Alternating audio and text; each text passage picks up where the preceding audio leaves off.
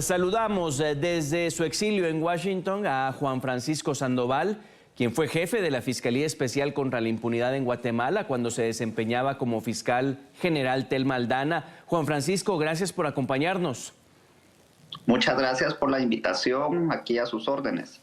El tema de la orden de captura contra Karine Herrera, ¿por qué era? Denos este panorama así breve y ya bueno, si se libera de ello por temas de fueros, ¿cuál es el estatus?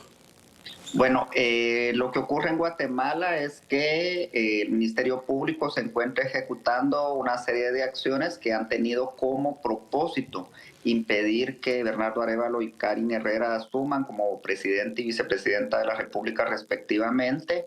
Una serie de acciones, una amenaza, por ejemplo, es lo último en contra de la vicepresidenta Karine Herrera. Y de hecho, en esta misma semana fue detenido el exministro de Gobernación, quien en su momento se opuso a utilizar la fuerza pública en contra de los manifestantes que han exigido desde hace más de 100 días el respeto del resultado de las elecciones. Y también el Ministerio Público gestionó la orden de captura en contra de 4 magistrados del Tribunal Supremo Electoral, quienes se encuentran de vacaciones. Entonces, ese es el panorama en el que se está dando esta previa a la toma de posesión el próximo domingo 14 de enero. Debe acabarse ya precisamente todo el domingo, porque al final fue un intento de golpe de Estado que no se consumara, o debe haber sanciones por ello. Efectivamente, y es un intento que continúa hasta el último momento y que, de hecho, en caso de darse la posesión efectiva de Bernardo Arévalo y de Karine Herrera, no dudamos que el Ministerio Público tratará de boicotear el inicio de la gestión de gobierno. En ese sentido, la expectativa en este momento es que asuman en el cargo en el que los eligió el pueblo de Guatemala y que no se convierta la jornada del próximo domingo en un show que sería completamente desafortunado para los invitados del extranjero y por supuesto para la ciudadanía de Guatemala. Se vio al final de cuentas muy amenazada la democracia, si no socavada, sí tuvo esos intentos. ¿La estabilidad política hoy estaría garantizada? Mientras exista una fiscal general como Consuelo Porras, será necesaria la continuidad de las sanciones que ya ha emitido el gobierno de los Estados Unidos y que ha anunciado la Unión Europea. El sistema judicial de Guatemala está totalmente corrompido al servicio de una mafia que opera un sistema corrupto en el país. Y por eso para ellos la llegada de Bernardo Arévalo implica de que de alguna manera puede romperse ese eje que ha sostenido este sistema desigual en el país y que ha perdurado por mucho tiempo y que ha garantizado que unos pocos guatemaltecos sean beneficiados por el crecimiento económico, mientras la gran mayoría de guatemaltecos tienen necesidades básicas que no han sido satisfechas por un Estado corrupto. Juan Francisco, un proyecto de resolución de Estados Unidos amagó con preparar sanciones. Yamatei había hablado sobre injerencia, porque, bueno, ya había algunas sanciones, ¿no? Esta de los visados, quitárselos a algunos funcionarios. Hay una preocupación muy argumentada de Estados Unidos sobre pues, la gobernabilidad en Guatemala, etcétera.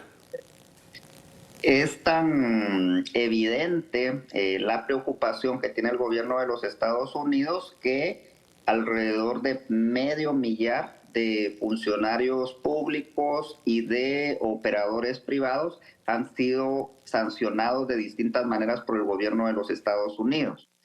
Y de la misma manera, esa preocupación se encuentra sustentada en múltiples informes que ha emitido el Sistema Interamericano de Derechos Humanos y sobre todo porque Guatemala, debido a las constantes violaciones a los derechos humanos y la debilidad democrática, se encuentra en este momento incluida en el capítulo 4B, que corresponde a los estados que han violado sistemáticamente los derechos humanos. El Parlamento Europeo ha emitido por lo menos 2 resoluciones en las que condena la situación en Guatemala, y de la misma manera esto ha merecido de que por lo menos en 10 oportunidades el Consejo Permanente de la Organización de Estados Americanos haya tenido que reunirse para tratar la difícil situación que vive la democracia en Guatemala.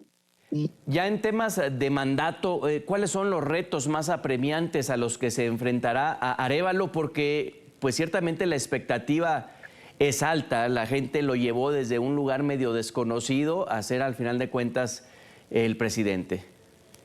Bueno, el tema aquí es que la exigencia ciudadana va a ser muy fuerte porque ha sido muy complicado el tránsito que ha existido en estos casi 6 meses de transición, donde los intentos de los actores corruptos han desviado de alguna manera la atención de lo que debiera ser un proceso de transición ordenada.